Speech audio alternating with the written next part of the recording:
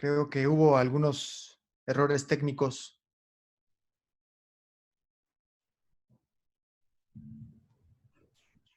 Mike.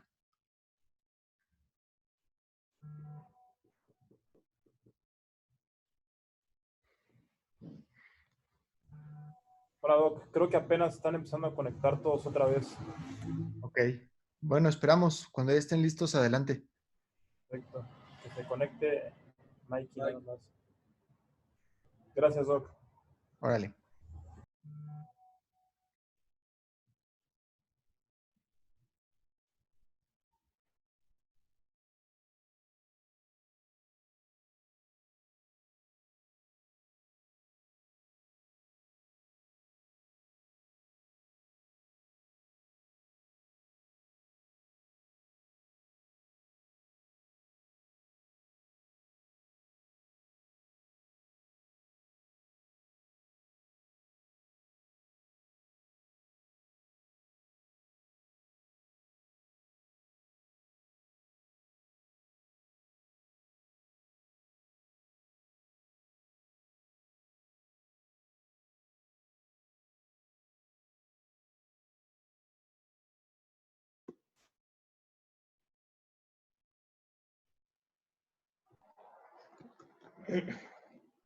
¿Ya estamos otra vez?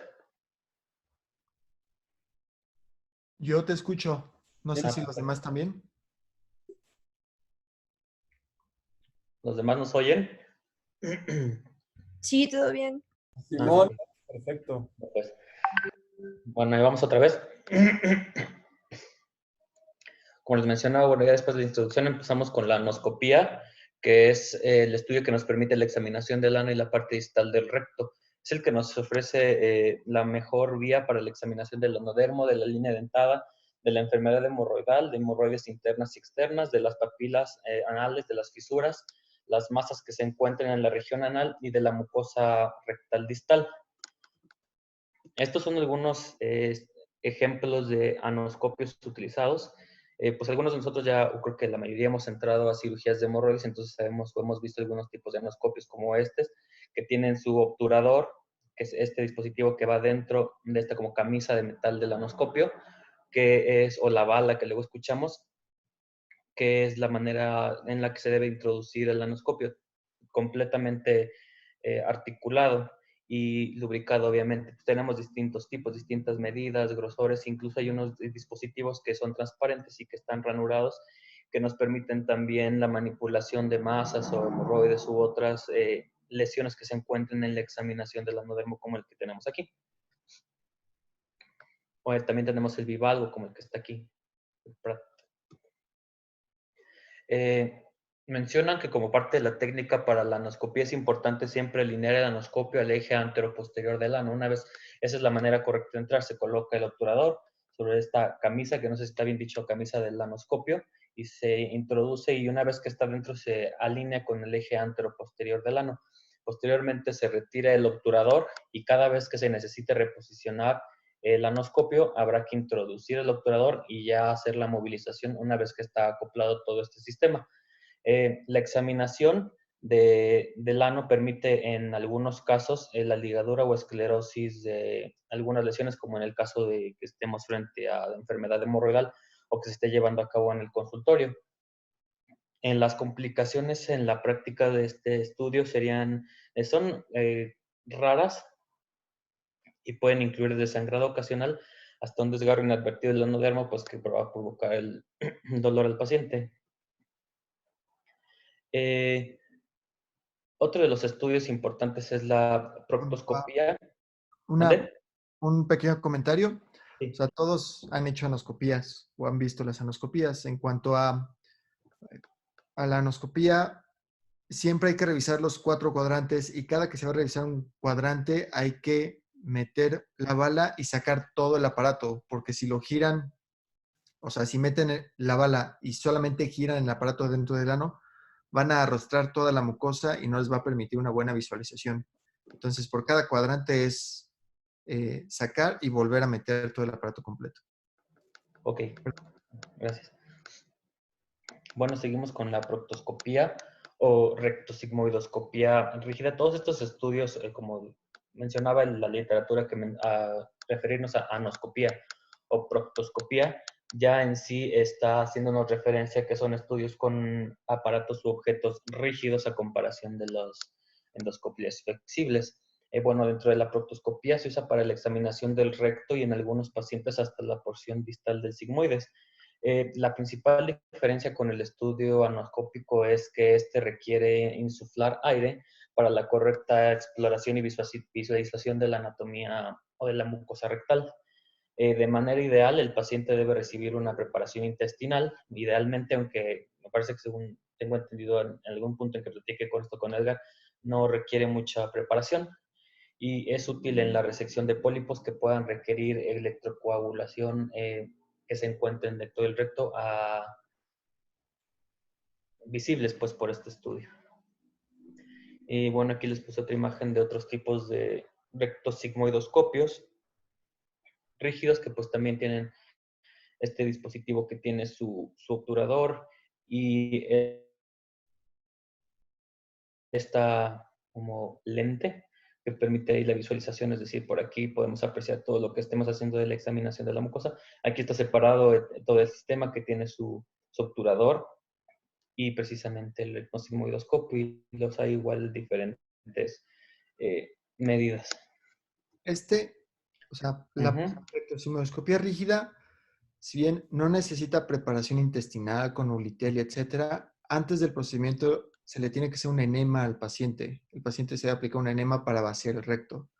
Se les Bien, permite ver el recto y descartar patología en el ámpula rectal o propiamente en el recto desde proctitis, proctitis por radiación, proctitis infecciosa, tumores, etcétera. Y también muy importante en oncología, hacer la medición del tumor. Las mediciones de los tumores se hacen con este aparato rígido. No es conveniente realizarlos con la colonoscopía porque la flexibilidad de la colonoscopía te puede dar datos, eh, poco fidedignos. Entonces, si van a medir un tumor en recto, tendría que ser con este. bien, gracias. Una de las principales como desventajas de este estudio es que el paciente puede llegar a sentir incomodidad o dolor por la distensión aérea que se lleva a cabo durante la examinación rectal. Tiene indicaciones importantes, especialmente, como mencionaba Edgar, para la localización exacta de lesiones rectales y que también permite su medición. Las contraindicaciones para este estudio pues eran pacientes que presenten algún tipo de patología que no permita la examinación por el dolor que se genera, es decir, personas que tengan fisuras, hemorroides, enfermedad hemorroidal estrangulada o enfermedad hemorroidal trombosada, que no creo que se haga el estudio, cirugías anorrectales recientes con menores a un mes o personas que se presenten con procesos de estenosis anal. Las válvulas de Houston durante este estudio se aplanan una vez que se está llevando a cabo la examinación con la punta del proctoscopio y entonces de esta manera nos va a permitir la visualización de lesiones próximas a los pliegues. A lo mejor por otro estudio podrían pasar desapercibidas porque el pliegue las oculta. Una vez que se haya hecho la identificación de este tipo de lesiones, pues habrá que documentar siempre el tamaño de la lesión, la distancia precisa que se tiene desde el margen anal, la apariencia de estas masas o lesiones que se encuentren y la localización respecto a su pared en la mucosa intestinal, es decir, es alrededor de los 360 grados del recto llano. Las complicaciones serias igualmente son raras, pero pues se parecen mucho a las de la anoscopía con sangrado, sobre todo tras las biopsias, o puede existir alguna más seria como la perforación, y esto debido a movimientos bruscos que se hagan con el rectosigmoidoscopio o a la insuflación excesiva de aire durante la examinación. Y bueno, pasamos ahora a lo que es el ultrasonido anal y rectal, que este fue descrito entre 1980 y 1990 como un estudio de utilidad en el abordaje de los pacientes que se presentaban sobre todo con incontinencia fecal, sustituyendo de esta manera la electromiografía que se llevaba a cabo hasta ese tiempo para los trastornos de la defecación, con igual eficacia y tolerancia respecto a este último, ¿no? A la electromiografía. Es útil para la identificación de pacientes que se benefician de cirugía o de esfinteroplastía Sin embargo, menciona que no es útil para la examinación de esfínteres que se encuentran con múltiples defectos por las imágenes que nos da el ultrasonido. Más adelante les pongo algunas imágenes para que vean de qué me refiero. Es útil también en el seguimiento postoperatorio y, como les decía, pues con la planeación quirúrgica de fístulas. En este caso menciona las fístulas rectovaginales, que nos permite localizar muy bien dónde se presenta la fístula, incluso hasta las longitudes, y esto nos permite planear con mejor anticipación la cirugía de la que se beneficia más el paciente. Este es un estudio altamente rentable y reproducible que provee información completa de la anatomía y de las funciones de las estructuras del piso pélvico, así como una guía de las enfermedades y tumores anorrectales. Es decir, nos permite identificar muy bien todas las lesiones, fístulas y tumores que se puedan encontrar en el ano recto. En manos expertas, es un estudio muy preciso, con alta sensibilidad y especificidad, sobre todo para las lesiones que se encuentren en el complejo esfintérico. Sus ventajas, pues como ya lo mencionábamos anteriormente, es que es de relativa bajo costo y de una extensa disponibilidad. Sin embargo, la desventaja principal es que es un estudio operador dependiente, y pues eso nos puede dar complicaciones a la hora de ¿cómo decirlo?, interpretar el estudio.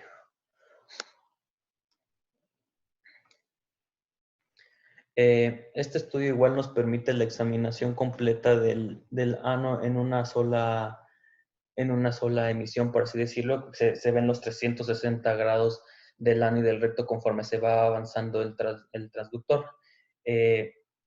Antes de este estudio, el paciente igual recibirá un enema para limpiar el ano recto y tener una mejor visibilidad de las estructuras.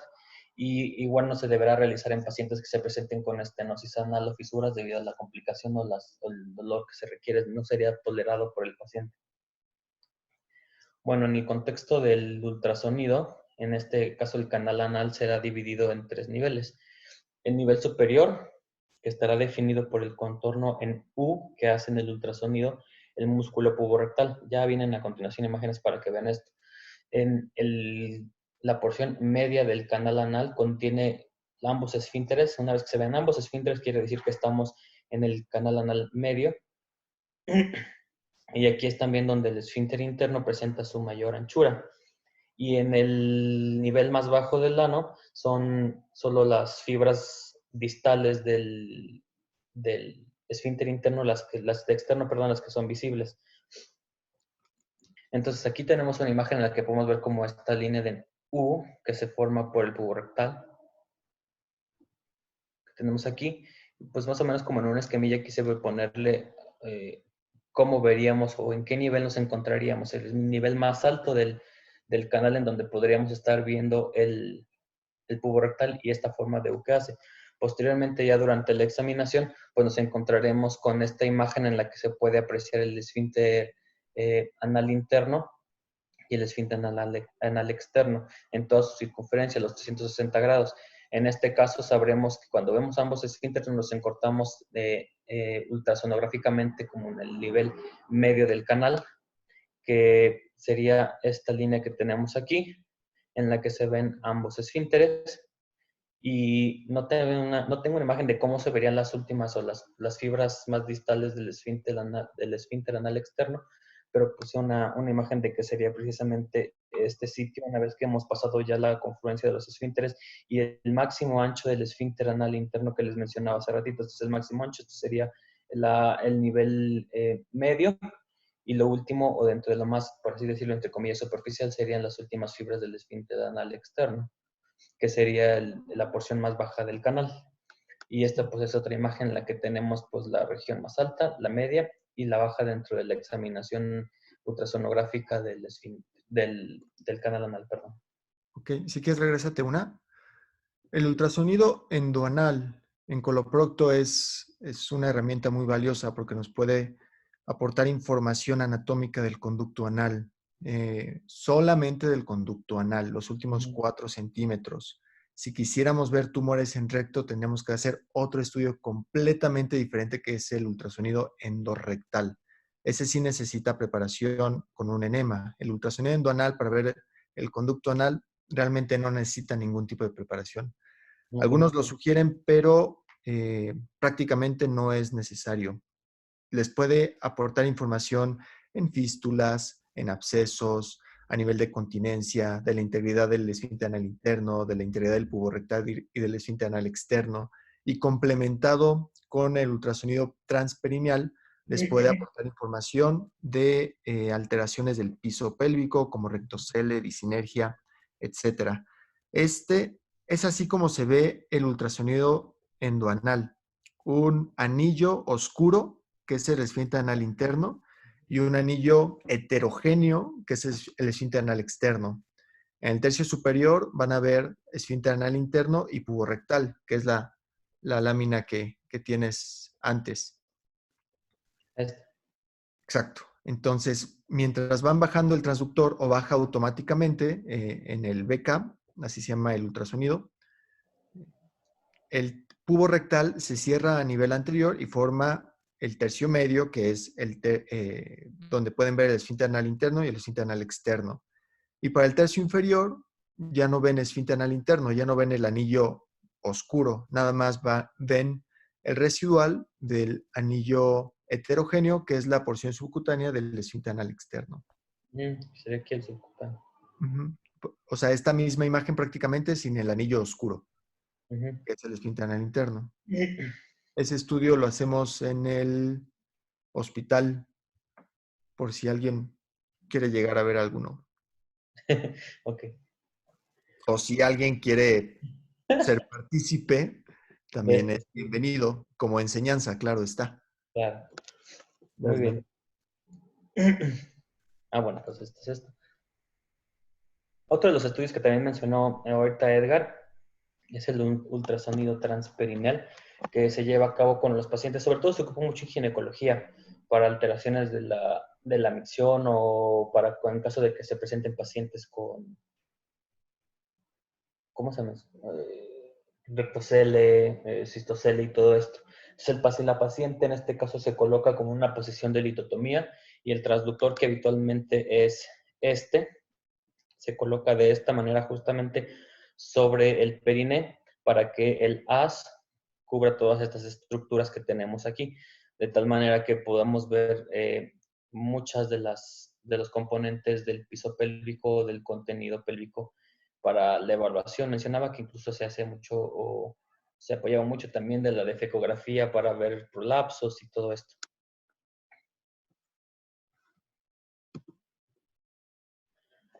Y bueno, pasamos entonces, una vez que tuvimos los estudios que se hacen con aparatos rígidos, pasamos a los exámenes que se hacen por endoscopía flexible. A ver la pasada.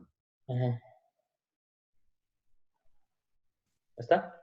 Sí, lo que alcanzamos a ver en este ultrasonido Ujú. transperineal es el cuadro que tienen del lado derecho, en donde Sí. a la izquierda es anterior, que es la sínfisis del pubis, y hacia atrás es el recto, pasando por uretra, vejiga, vagina, útero Imagina. y por último recto y músculo puborectal, que es la bolita que está en el extremo derecho, me imagino. O sea, todo esto es muy dinámico. Estas estructuras, por ejemplo, el ultrasonido transperineal es dinámico. Primero estático, le toman una foto. Después le piden que puje y ven cómo se comporta todo. Hay veces que todas las estructuras pélvicas descienden y esto te puede aportar o complementar la información que vas a hacer, ya sea con la de FECO o con la de FECO-resonancia. Todo esto es complementario. Ok. Gracias, Mike. Bueno, en cuanto a los exámenes por endoscopía flexible, tenemos primero que nada la sigmoidoscopía flexible, que ha aumentado su popularidad debido a las numerosas aplicaciones que tiene, la facilidad de su uso y el alto rendimiento frente a los hallazgos de lesiones contra la examinación con instrumentos rígidos convencionales que no permiten la adecuada visualización o que no son capaces de llegar más allá de la porción distal del sigmoides. En aproximadamente del 50 al 85% de los pacientes se puede examinar el sigmoides completo y en algunos casos se puede llegar incluso hasta el ángulo esplénico para su examinación. En términos de screening, ofrece de hasta 3 a 6 veces mayor rendimiento frente a estudios con aparatos rígidos y en especial para neoplasias que se encuentren un poquito más allá o un poquito más arriba del sigmoides, como puede ser el ángulo esplénico del colon. Bueno, aquí tenemos lo que vendría siendo estrictamente una sigmoidoscopía flexible, que pues la diferencia, tengo entendido según yo, es nada más el largo del aparato que estamos utilizando en este caso, que sería este, que como vemos en este sitio, pues llegaría hasta la flexura esplénica para su examinación, pero no pasará de allí, más que nada por el largo también del diseño del sigmoidoscopio. Es Exacto. una excelente herramienta. ¿Mande? Sí, sí, continúa, perdón. Es una muy buena herramienta para evaluación de sangrado rectal o que no venga precisamente del recto, sino más allá de él, de proctitis post-radiación, proctitis idiopática, para la presencia también de úlceras rectales al momento de hacer las evaluaciones y que se hace como esta flexión en J para ver desde arriba la entrada del sigmoidoscopio, para enfermedad inflamatoria intestinal, para en caso de que nos encontremos en sospecha de neoplasias o presencia de colitis infecciosas o isquémicas, y puede ayudar también en la evaluación postoperatoria rápida de las anastomosis, así como de recurrencia de procesos malignos que alguna vez hayan sido tratados con alguna resección, ya sea por vía endoscópica también. Habitualmente se prepara también al paciente con enemas y tiene la ventaja de que pueden tomarse biopsia o pueden hacerse resecciones de pólipos que se encuentren durante la examinación. Las complicaciones de este estudio también son poco comunes, pero llegan a ser muy serias en el caso de que se presenten, al grado de poner en riesgo la vida de los pacientes. En este caso, la perforación sería una de las complicaciones más comunes de este estudio, sobre todo cuando se trata de la examinación del sigmoides distal, donde presenta su angulación respecto al recto que se encuentra relativamente fijo como conocemos, que sería pues esta parte de la anatomía una vez que está pasando el sigmoidoscopio flexible. Aquí es donde podríamos tener dificultad para el paso y en donde puede hacerse la lesión. Aunado a que además, pues como sabemos, el sigmoides es el que es más redundante y el que tiene como más cambios en su trayecto, que también nos podría llevar a la presencia o a las lesiones por perforación. Y como tal, la colonoscopía, pues este Un estudio comentario. mande, sí. O sea, la diferencia entre una rectos flex, una rectosigmoidoscopía flexible y una colonoscopía es, uno, el largo del rectosigmoidoscopio flexible, que es más pequeño. Dos, que se puede hacer sin anestesia. O sea, puedes valorar solamente cuando tengas, obviamente, sospecha de patología en colon izquierdo y recto, puedes hacerle una rectosigmoidoscopia flexible sin sedación y el paciente lo tolera o la mayoría de las veces lo tolera bien porque no estás insuflando todo el colon, estás insuflando nada más el colon izquierdo. Ya cuando sospechas alteraciones del colon derecho, sí, sedación y colonoscopía, pero generalmente para los rectos flex se pueden llegar a hacer sin sedación y no necesitan preparación formal con Nulitel y Picoprep, etcétera, o sea, vía oral. Pueden hacer una preparación solo con enemas. Los enemas te cubren el recto y el colon izquierdo hacia el ángulo esplénico y con eso es más que suficiente para la preparación para el estudio. O sea, este estudio se hace solamente para ver lesiones del lado izquierdo. Si tienen sospecha de que potencialmente pueda haber alguna lesión en el transverso o en el colon derecho, tienen que hacerle una colonoscopía con sedación. De acuerdo, gracias. Y bueno, pues ya pasamos de lleno a lo que sería la colonoscopía, el estudio de todo el colon, que es con frecuencia pues el centro de evaluación y tratamiento de muchos de los pacientes que se presenten con procesos intestinales, ya que permite la evaluación de la mucosa hasta del ilion terminal, el colon en toda su extensión y el recto con toma de biopsias o documentación fotográfica de lesiones o anormalidades que se detecten durante la exploración. Es el estudio de elección, obviamente, para la detección del cáncer colorectal, que ya también veremos más adelante. La única contraindicación o contraindicaciones absolutas para el estudio de la colonoscopía es aquellos pacientes que requieran una intervención quirúrgica inmediata, que se presenten con alguna oclusión total, que se presenten en el recto, que no puedan pasar el colonoscopio, pues serán pacientes que tengan una contraindicación o pacientes que se encuentren con enfermedad inflamatoria activa o anastomosis recientes, ya que pueden desmantelarse o perforarse en el caso de enfermedad inflamatoria. Las complicaciones que se presentan durante este estudio se han agrupado en aquellas que están relacionadas directamente con el procedimiento, como el sangrado, la perforación o el síndrome postpolipectomía, del que hablaremos más adelante, y aquellas que están relacionadas con la sedación, como es el caso de complicaciones cardíacas o pulmonares. Para entrar dentro de las complicaciones, pues empezaremos con la lesión esplénica, que es muy poco común, es muy poco frecuente. En esta literatura y hasta el año 2006 en que fue publicada, solo se reportan alrededor de 100 casos en todo el mundo. Sin embargo, todos estos casos han sido lesiones severas y tratadas con esplenectomía. Esta lesión está dada por la tracción y relajación del ligamento esplenocólico, siendo el hematoma subcapsular la forma más común de presentación del cuadro, y se presenta como dolor abdominal dentro de las primeras 24 horas posteriores al procedimiento, hasta evidenciar la presencia de la lesión esplénica, ¿no? Como les mencionaba, en todos los casos acaba con esplenectomía. La perforación, que es una de las complicaciones más devastadoras de este estudio. Sin embargo, es difícil de mencionar calcular su incidencia exacta, pero se ha calculado que se presentan hasta 1 de cada 1000 procedimientos, con rangos que van desde el 0.012 hasta el 0.016% en las series más largas que se tienen reportados con estudios de colonoscopia. Y es más común que se presente en un colon enfermo, como en el caso de enfermedad inflamatoria intestinal. Hay tres mecanismos que son como los responsables que se han postulado para la perforación del colon en cuanto a este tipo de estudio.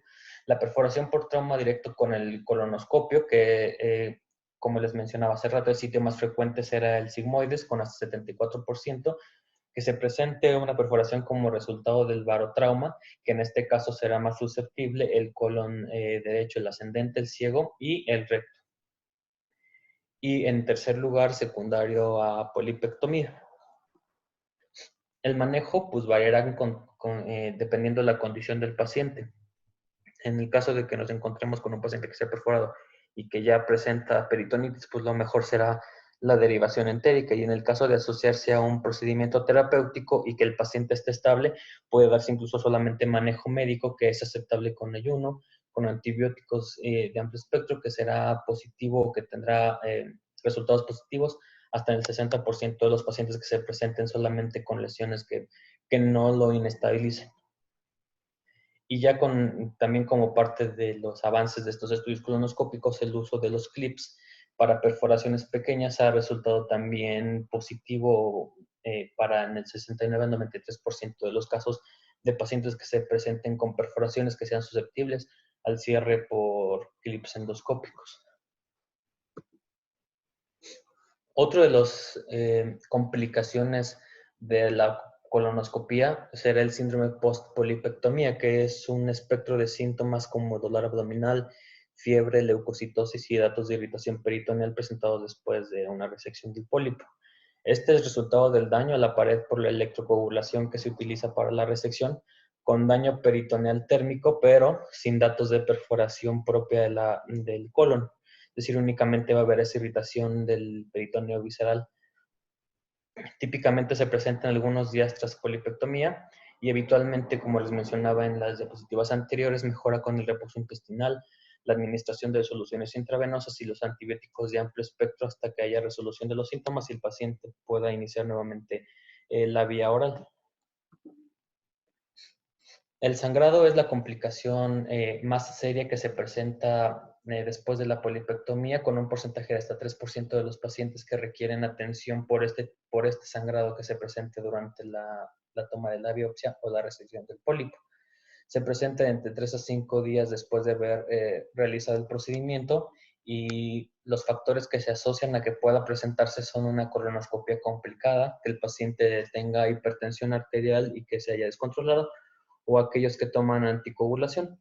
Es más común en pólipos más grandes, es decir, en pólipos mayores a 2 centímetros tienen riesgos de hasta 3.8% de presentar sangrados significativos y que requieran internamiento del paciente, frente al 0.3% en aquellos pólipos menores a 2 centímetros, sin relación respecto a si se trata de pólipos sésiles o pediculados. Y estas complicaciones son más comunes del lado derecho del colon. Las complicaciones infecciosas de estos procedimientos son extremadamente raras y los microorganismos asociados a ellas son las salmonelas, pseudomonas y micobacterias. Sin embargo, pues también el tratamiento será el antibiótico específico, un poco de reposo intestinal y habitualmente con esto se limita el cuadro de complicación infecciosa. Bueno, entrando a otro estudio diferente, ya que hemos pasado a la colonoscopia, nos vamos a lo que es la manometría anal. Esta manometría nos ofrece información sobre la fisiología anal por la medición de las presiones del canal anal. Es uno de los estudios más utilizados en el diagnóstico y evaluación del piso pélvico, sobre todo en pacientes que se presentan con incontinencia fecal, constipación, dolor anal, fisura o pacientes con proceso de Hirschsprung. En este caso se utiliza un balón que se insufla en el canal anal y de esta manera se obtienen las mediciones de las presiones del canal y del complejo esfintérico. Mike, en, Mande.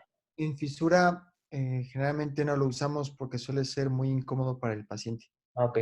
solamente por cuestiones de investigación, pero clínicamente en fisura no. Ok. Bueno, como les mencionaba, se ocupa un balón y tiene ventajas, sobre todo respecto a los costos.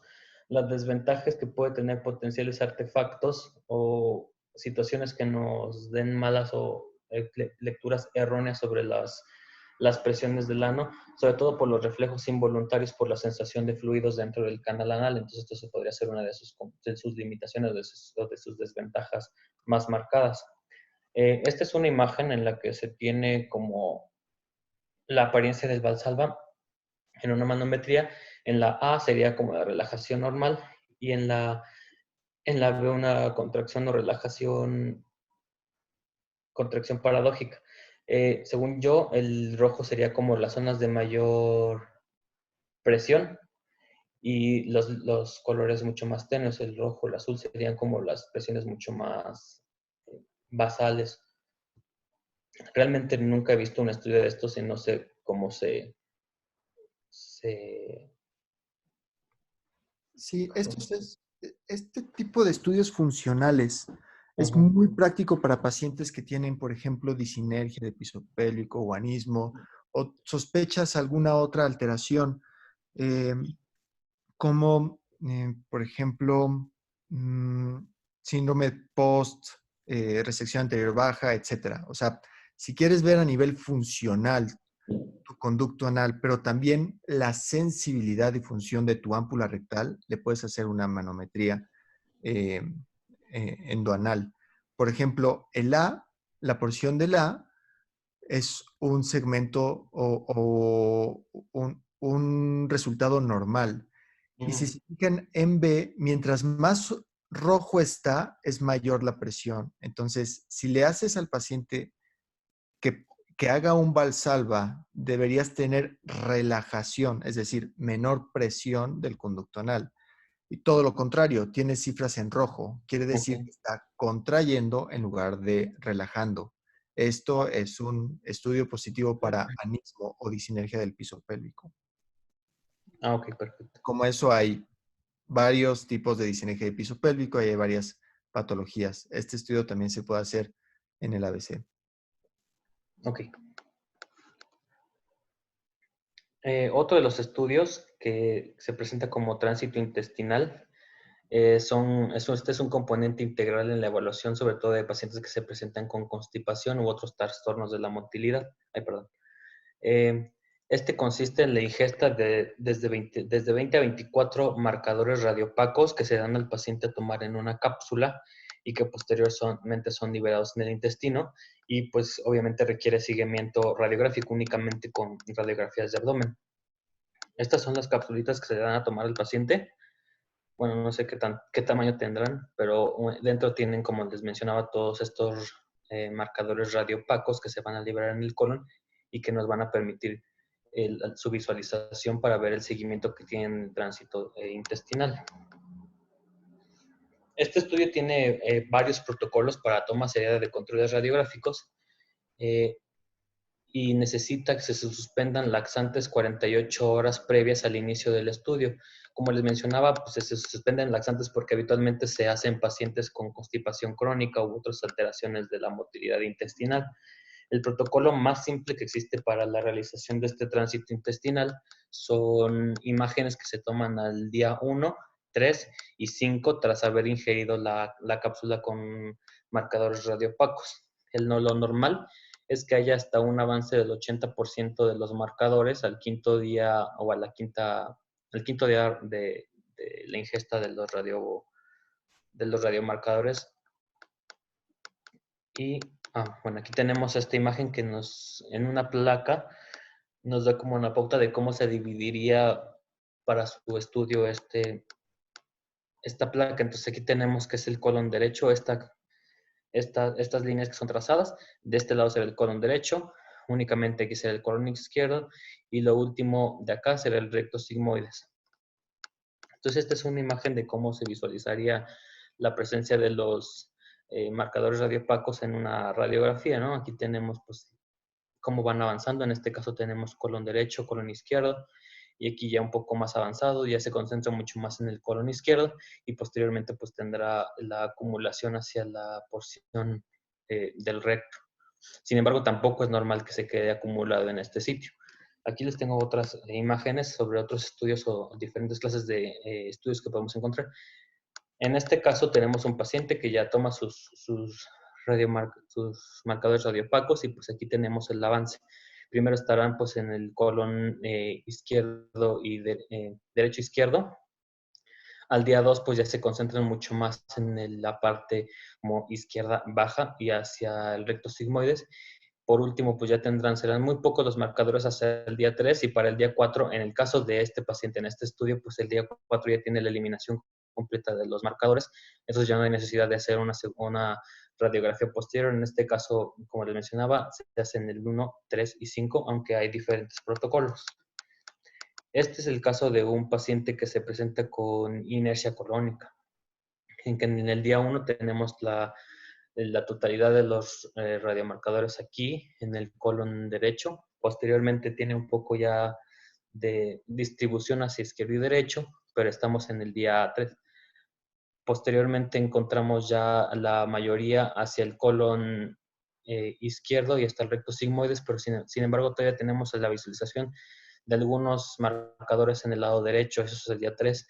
Para el día 4 tenemos ya la concentración en la porción que se correspondería con el recto sigmoides. Sin embargo, continuamos con algunos marcadores hacia colon derecho e izquierdo, y en este caso para el día 7 pues ya son pocos los que quedan en la región del recto sigmoides, y en este caso este estudio se trataría de un paciente que se presenta con inercia colónica. Este es otro estudio en el que al día 1, tras la ingesta, pues tenemos que el paciente presenta pocos radiomarcadores aquí en el colon derecho e izquierdo, y la mayoría se concentra en el recto sigmoides. Para el día 2, pues han avanzado, el colon derecho estaría prácticamente limpio y tenemos algunos en el izquierdo, pero siguen concentrando el recto sigmoides. Y en el día 3, 4 y 5 prácticamente tenemos la totalidad de los marcadores en la zona del recto sigmoides, con lo que tendríamos pues este paciente con alteraciones de la defecación. Digo, tiene un tránsito lo que se podría considerar habitual, normal, pero está concentrando todos los radiomarcadores en el recto o en el sigmoides, y entonces no los expulsa, y en este caso se encuentra la radiografía limpia hasta el día 8, que sería esta última. O tenemos pacientes con patrones mixtos. En este caso, pues vamos a ver cómo es el tránsito de estos marcadores. Primero están en el colon derecho, un poco en el izquierdo, algunos en la porción recto sigmoides. Posteriormente, pues van avanzando hasta que la mayoría se encuentran en el colon izquierdo. Sin embargo, van o tardan en migrar hacia lo que sería la porción del recto sigmoides. Del día 3 al 4 podemos ver cómo todavía incluso hay algunos marcadores del lado derecho, hasta el día 5 también. Y luego en el día 8, que entonces todavía tiene la acumulación en la porción del recto sigmoides y algunos en el colon izquierdo. Entonces, en este caso se trataría de pacientes que se presentan con un patrón mixto, tanto de alteraciones en la defecación como de la inercia colónica. Perfecto. Tal vez no tengan mucho contacto con estos estudios, porque estos estudios se hacen en el paciente ambulatorio. no se solicitan en pacientes hospitalizados y Ok. generalmente las terapias también son ambulatorias. Por eso el interés de que los vean y los conozcan porque no están mucho en contacto con ellos. Este estudio es para pacientes, por ejemplo, que les llegan, generalmente son mujeres que llegan con estreñimiento crónico. Ok. Con las pacientes con estreñimiento crónico, ustedes se hacen la pregunta, ¿tiene estreñimiento porque su intestino tiene hipomotilidad? ¿Tiene estreñimiento porque tiene alguna alteración del piso pélvico en donde no puede evacuar? ¿O tiene estreñimiento porque tiene síndrome de intestino irritable con predominio de estreñimiento? Ujú. Entonces, si quieren orientarse para ver qué puede tener de base, le pueden hacer este estudio con marcadores. No tiene ciencia. Le da una cápsula que están en los laboratorios en donde tiene 24 marcadores generalmente, y se la toma, y le toman placas en el día 1, en el día 3 y en el día 5 generalmente, depende del protocolo. Y Ujú. ven dónde están localizados los marcadores. Si hay, si la paciente evacuó más del 80% de los marcadores, eso quiere decir que se está moviendo bien su intestino, que el piso pélvico está bien y que probablemente estemos enfrentándonos a un síndrome de intestino irritable con predominio de estreñimiento. Ok. Que con laxantes o fibra le va a ir bien a la paciente, entre otros medicamentos que se pueden utilizar. Pero si el paciente tiene buen tránsito de los marcadores, pero todo está acumulado hacia el ámpula rectal o hacia el sigmoides, quiere decir que está transitando bien, pero el piso pélvico no se está relajando lo suficiente como para evacuar todos los marcadores, reflejo de la materia fecal. Entonces, a esta paciente le harían una manometría, corroborarían el diagnóstico de disinergia del piso pélvico y la mandarían, por ejemplo, a terapias de biorretroalimentación para que reaprenda a coordinar su piso pélvico. O si ya ven que están distribuidos a lo largo de todo el intestino, tiene hipomotilidad colónica, entonces ya se tienen que ir a un protocolo de hipomotilidad colónica que involucra otros estudios que van desde valorar o excluir gastroparesia hasta inercia colónica. ¿Ok? Ok. Y bueno, una vez que hemos terminado con esos estudios para el colon, tenemos algunos otros estudios que se utilizan en el caso del screening del cáncer colorectal. La última actualización que se tiene de esto es la del 2018 de la NSCN para el estudio o el screening de los pacientes con cáncer de colon. Entonces, estos estudios se dividen en estudios que están basados en el estudio de la materia fecal y estudios como tal de imagenología. Dentro de los estudios basados en materia fecal tenemos la inmunoquímica fecal, que hace la medición directa de la hemoglobina en las evacuaciones.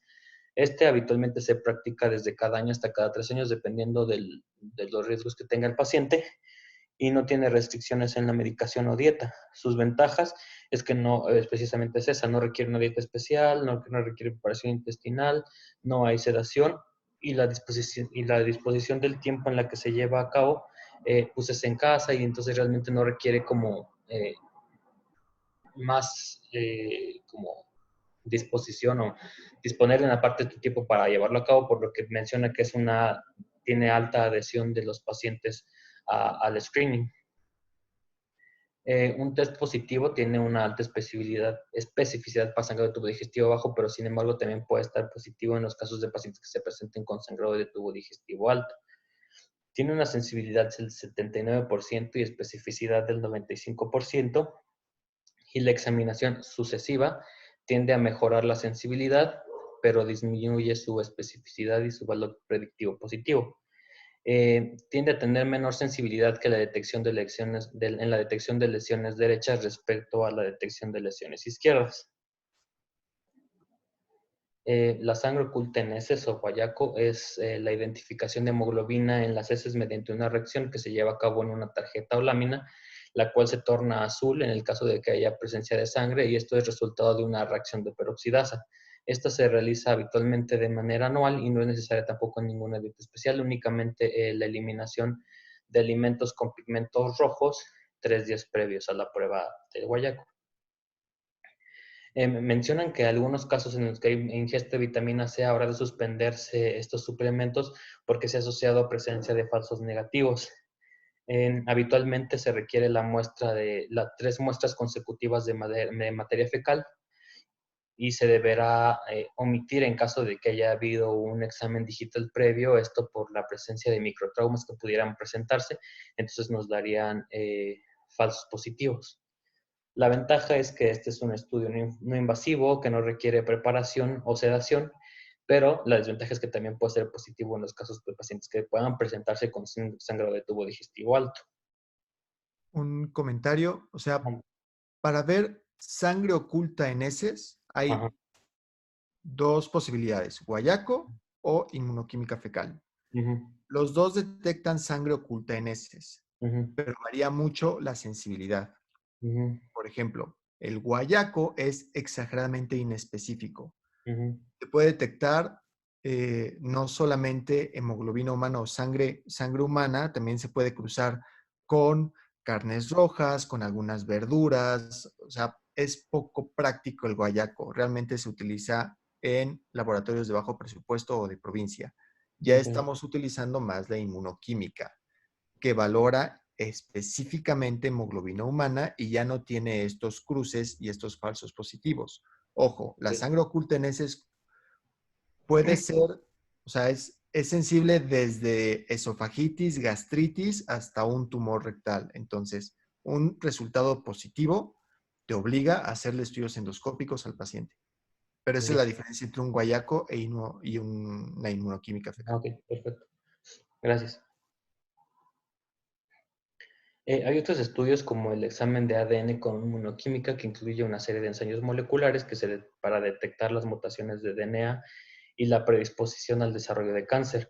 Esta habitualmente se recomienda hasta su realización cada 3 años y tiene la ventaja de que se lleva a cabo en casa, no tiene restricciones tampoco de alimentación y no requiere sedación. Todos estos estudios pues, realmente son muy prácticos debido a que no requieren un esfuerzo mayor del paciente y entonces conlleva una buena adhesión. Sin embargo, como mencionaba Edgar, pues no son tan específicos. Entonces, si resultan positivos, pues realmente se dará como seguimiento en el protocolo de estudio de estos pacientes.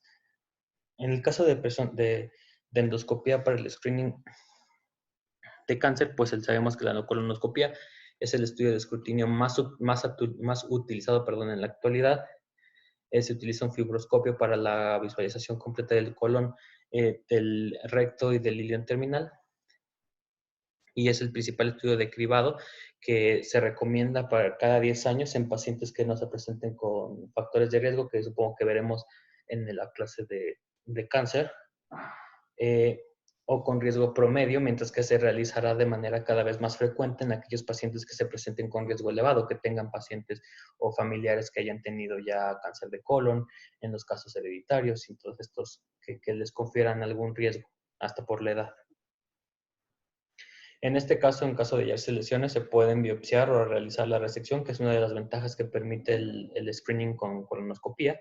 Previo a su realización, pues esta sí será necesaria ajustar la dieta, algunos medicamentos y un riguroso régimen de preparación intestinal. En este caso sí sería necesario pues una preparación intestinal vía oral per se como lo hemos visto con el Picoprep o el Nuliteli. También habrá que suspender los antiagregantes y es un estudio que habitualmente requiere con la sedación, por lo que mencionábamos hace un momento de que requiere la distensión de todo el colon, la insuflación de aire, entonces será molesto para el paciente y se hará bajo sedación. Las ventajas es que es el estudio definitivo para la detección de lesiones precancerosas con una alta sensibilidad y una aceptable especificidad, y una de las desventajas que se le encuentran a este estudio pues era la preparación del colon, que pues más que nada será de incomodidad para el paciente que se va a someter a este estudio, ¿no? Y la cápsula endoscópica, que actualmente en caso del screening de cáncer, o sea, de cáncer colorectal, solo está indicada por la FDA en aquellos pacientes, que no tienen una colonoscopia completa, que por algún motivo no se pudo realizar el estudio de manera adecuada y no se presenta o nunca se utiliza como un estudio de screening per se, únicamente como un complemento de un estudio incompleto. Este también requiere preparación intestinal, pero no requiere sedación ni alimentación especial. La única desventaja es la dificultad para la localización de lesiones y que no permite obviamente las técnicas terapéuticas, únicamente nos va a dar imágenes acerca de la localización o lesiones que se encuentren, pero va a ser muy inespecífico, es decir, solamente veremos que tiene alguna lesión, pero va a ser muy complicado determinar exactamente el sitio en el que se encuentra. Entonces, en cuanto a screening de colon, de cáncer de colon, pues uso únicamente como complemento, pero nada más. Y pues eso sería todo. Perfecto. En cuanto a el tamizaje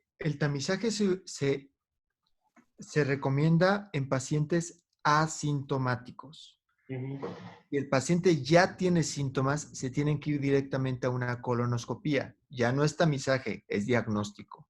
Pero para pacientes asintomáticos sin factores de riesgo, se sugiere el tamizaje. Hay tantos estudios porque ninguno de ellos, o sea, cada uno tiene ventajas y desventajas. Por eso hay diferentes protocolos de tamizaje.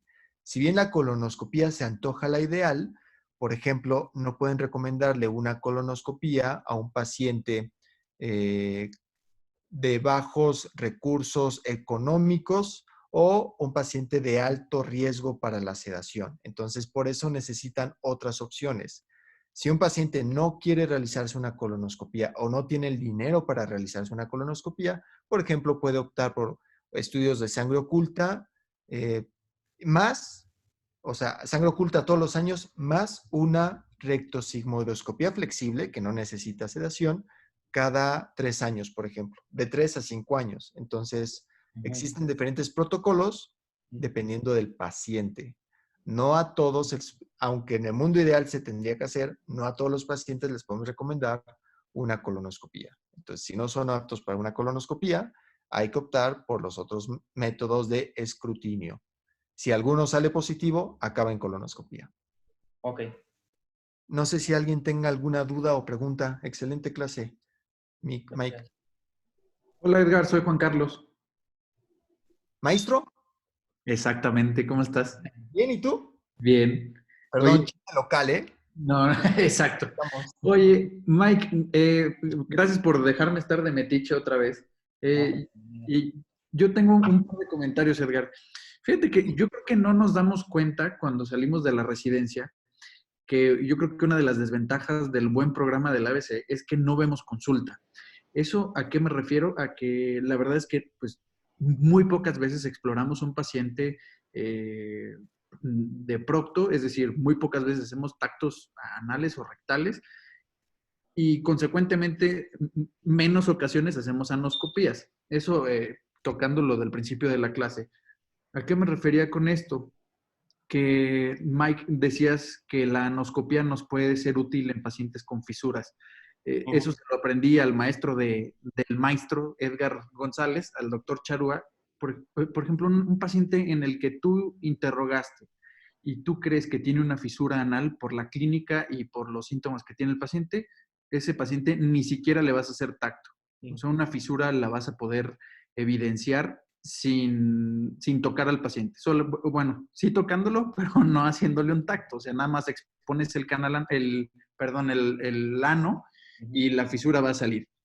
¿Por qué no hacer tacto y no hacer una anoscopía? Pues porque solamente le vas a provocar dolor y no vas a tener mayores, o sea, al tocar, al hacerle un tacto y hacer una anoscopía, no te va a dar mayores datos, no vas a cambiar tu tratamiento y solamente vas a provocar dolor al paciente. Ya. Sí. Entonces, y también de los anoscopios que pusiste, pues la mayoría de esos anoscopios los usas en quirófano. O sea, la bala y estas cosas, el Fansler, el bivalvo y estas cosas, pues no los vas a usar en el consultorio. Usas otro tipo de anoscopios que igual valdría la pena, perdón, que a lo mejor vean un videíto y cosas así para que se habitúen. Eso se los digo porque hace un año que yo me topé con la consulta de Procto, pues la verdad es que no sabes hacer nada. Entonces, igual vale la pena que a lo mejor vean un video y para que no lleguen como yo, ¿no? Ok. Otra cosa que me gustaría mencionar del ultrasonido endranal, como decía Edgar, es una excelente herramienta. Yo creo que me gustaría tocar un par de puntos con esto. Tú mencionabas como ventaja lo rentable y lo disponible que está en todos lados. Yo creo que eso lo vería yo más bien como una desventaja. No sé si Edgar me quiera corregir en esto. Si bien podemos tener más disponible un ultrasonido en 2D, que ese pues obviamente es más barato. ¿A qué me refiero con esto? A que también hay un ultrasonido 3D, que es el que decía Edgar, el BK, que yo creo que es el mejor ultrasonido para hacer endoanal y endorrectal, pero pues tienes la desventaja del costo. Y esto te lleva a que no esté disponible en todos lados. O sea, Ok. quizá, digo, yo no conozco a ningún coloprocto, quizá el doctor Canini sí lo tenga, pero yo no conozco a ningún coloprocto mortal que tenga un ultrasonido 3D a su disposición en su consultorio. A esto me refiero de forma privada.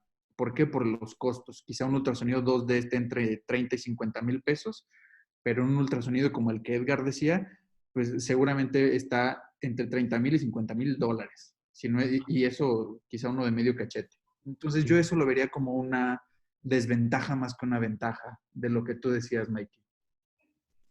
Ok. Y también me gustaría mencionar un poquito de la manometría. Como decía Edgar, es un estudio dinámico. Ahí lo que intentas hacer es para ver como si mides las presiones dentro del canal anal, y lo que haces con el balón, Mike, es intentar evocar el reflejo rectoanal inhibitorio. ¿Eso qué significa? Pues inflas el ámpula rectal, llenas el ámpula rectal, y al llenarse el ámpula rectal, es decir, al aumentar la presión ahí, la presión en el ano debe disminuir. Eso sería lo normal o lo fisiológico. Y Ok. entonces eso es una forma de identificar los trastornos que decía Edgar. Es decir, si hay una disinergia defecatoria, es decir, ¿qué significa eso? Que si tú aumentas la presión en el ámpula rectal, pues hay pacientes que también incrementa la presión en el ano. Eso no es normal. O que Ok. si tú disminuyes la presión en el recto, disminuye la presión en el ano, pues eso tampoco es normal. Entonces, eso es lo que haces con el balón, intentar evocar el reflejo rectoanal inhibitorio, y también mides con cuánto lo evocas, cuánto dura, cuánta presión tiene. Es decir, se obtienen muchas cosas de ahí que, que quizá con la foto que nos pusiste, pues es como la punta del iceberg de todo lo que puedes obtener con la manometría, ¿no? Y Ya. pues nada más, muy buena clase. La verdad es que es muy difícil, yo creo que resumir tanto estudio en una hora. Sí. Muchísimos. Para Gracias, los Sain. muchas gracias, Juan Carlos. Para los que no conocen al doctor Juan Carlos Sainz, es egresado ya hace algunos añitos, ¿no? No está en el grupo de los jóvenes. No, es egresado del ABC, por eso lo conoce a la perfección y se fue por el camino de la coloproctología. Está en... ¿Dónde andas? ¿En nutrición? En nutrición, maestro, sí, exacto. ¿Ya R6 o ya acabaste? No, R6 apenas. Flamante R6 de nutrición en coloproctología. Gracias por estar en las pláticas, No, maestro. gracias a ustedes, y en lo que pueda ayudar, encantado. Muchas Gracias. gracias. Sí, y en cuanto a ultrasonido, o sea, sí es accesible, pero en hospitales de tercer nivel. O sea, aquí tenemos no un BK, tenemos un Hitachi que da muy buenas imágenes. O sea, yo extraño el BK porque es automático.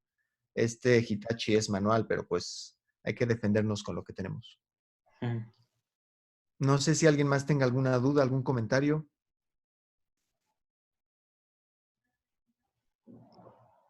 Bueno, si no es el caso, Mike, excelente clase. Muchísimas gracias.